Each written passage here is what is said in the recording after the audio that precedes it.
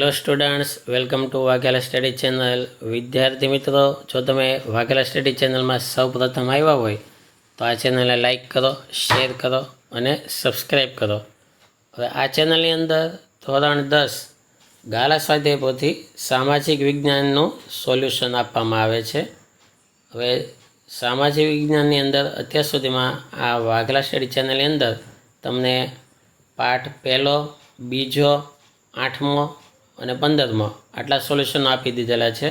અને આજે પાઠ 9માનું સોલ્યુશન આપવામાં આવે છે. દરરોજ એક પાઠનું સોલ્યુશન આની અંદર આપવામાં આવે છે, એટલે તમે ઝડપથી તમારી સ્વાધ્યાય પોથી પૂરી કરી શકો. તમે સ્કૂલનું વર્ક હોય તો એ ઓછા સમયમાં પૂરું કરીને બતાવી શકો.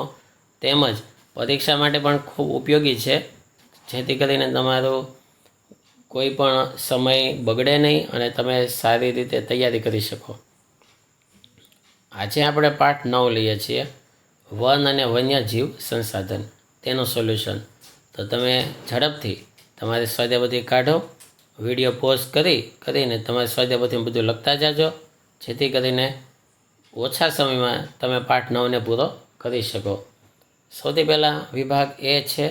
વિભાગની અંદર જોડકા અપાયેલા છે, તો આ રીતે જોડકા પૂરા કરવાના છે તમારે. જો એક્ઝામ્પલ તરીકે પહેલાં અનામત જંગલ છે, તો પહેલાં સામે સી છે, એટલે કે અનામત જંગલની સામે સી, સરકારી તંત્રનું નિયંત્રણ, એ રીતે આવશે. બીજું જોડકું છે સંરક્ષિત જંગલ, તો બીજા સામે એ છે, એમાં આવે છે સરકારી તંત્ર દ્વારા દેખભાળ. ત્રીજું સામુદાયિક જંગલ, તો ત્રીજા સામે ઈ આવે છે, એટલે કે સ્થાનિક સ્વરાજ્યની સંસ્થાઓનું નિયંત્રણ. ચોથું છે ખાનગી જંગલ, ચોથા સામે બી આવે છે, વ્યક્તિગત માલિકી. પાંચમું જૈવ વિવિધતા, તો પાંચમા સામે એફ, વિશ્વમાં 12મું સ્થાન. આવી રીતે આ જોડકા તમારે પાકા કરવાના છે. અને તમારી સ્વાધ્યાય પોથીની અંદર આ રીતે જોડકાના ક્રમ પૂરવાના છે, ABCDના જે ક્રમ મેં આપેલા છે ને, આવી રીતે. તો આ રીતે તમે પૂરશો એટલે તમારા જોડકા પૂરા થઈ જશે. ત્યારબાદ પ્રશ્ન બીજો ખાલી જગ્યાનો આવે છે. વિકલ્પો આપેલા છે, તો તેમાંથી ખાલી જગ્યા પૂરવાની થાય છે.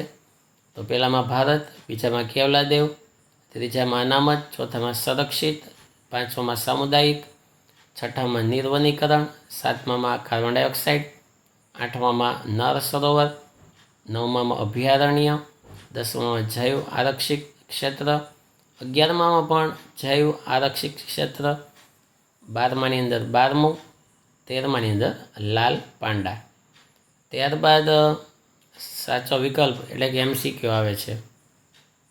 તો પહેલામાં સી સામુદાયિક જંગલ, બીજામાં બી સૌર ઉર્જા, ત્રીજામાં ડી 15 લાખ, ચોથાની અંદર સી 10મું સ્થાન, પાંચમાની અંદર સી ચિત્તો, છઠ્ઠાની અંદર ડી ગુલાબી બતક, ગુલાબી ગરદનવાળી બતક અને સારસ, સાતમાની અંદર એ અસમ.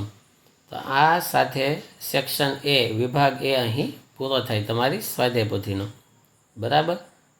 અને તેમાં તમે તમારા શિક્ષકની સહી લઈ લેજો. થઈ ગયું ને ઝડપથી પૂરું? આટલું ઇઝી તમે અગાઉ ક્યારેય જોયું હશે નહીં, કેમકે તમે ગોતો જડે એમાં પણ 2-5 વસ્તુ બાકી રહી જાય, એની બદલે એકદમ ઝડપથી સોલ્યુશન થઈ ગયું સેક્શન એનું. હવે વિભાગ બીની વાત કરીએ. વિભાગ બીની અંદર સવાલ જવાબ છે, આ પણ ઝડપથી લખાઈ જશે. વિડીયો પોઝ કરી નાખો, પછી જોઈને લખવા માંડો.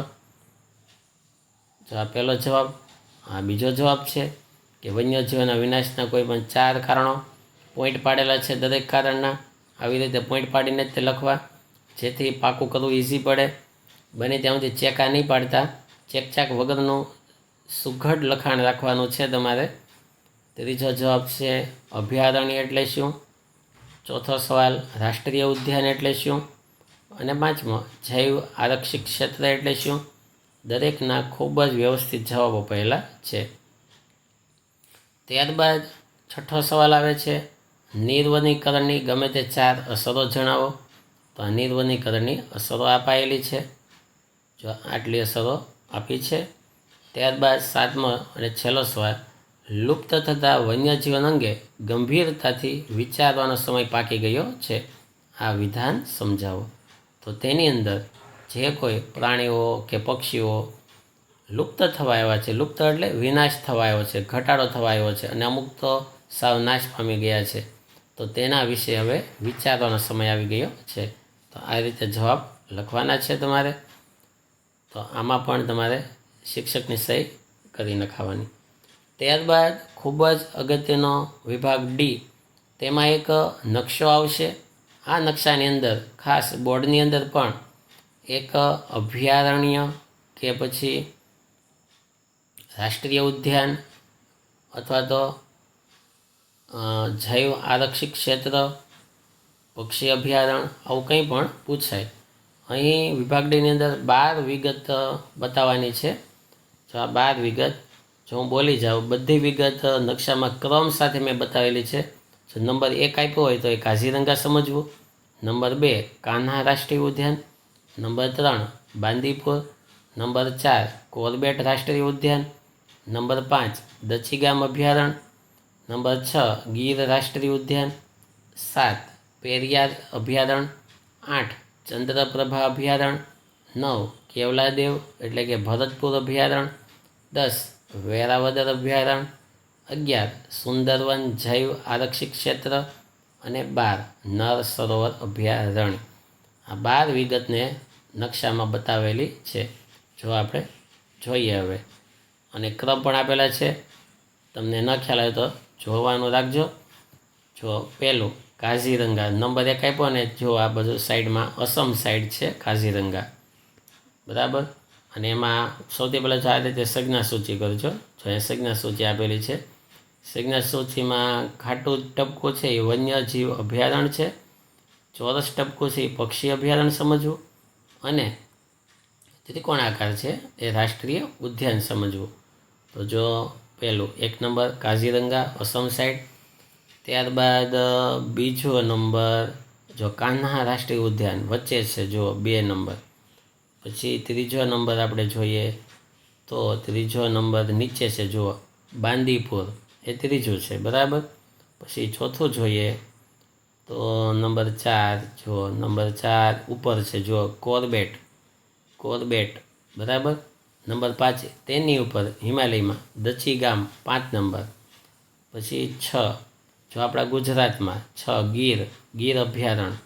પછી 7 નંબર જોઈએ તો 7 નંબર આવશે, જો નીચે આપણે જોઈએ તો 7 નંબર પેરિયાર, જો નીચે છે દક્ષિણ ભારતમાં પેરિયાર 7 નંબર.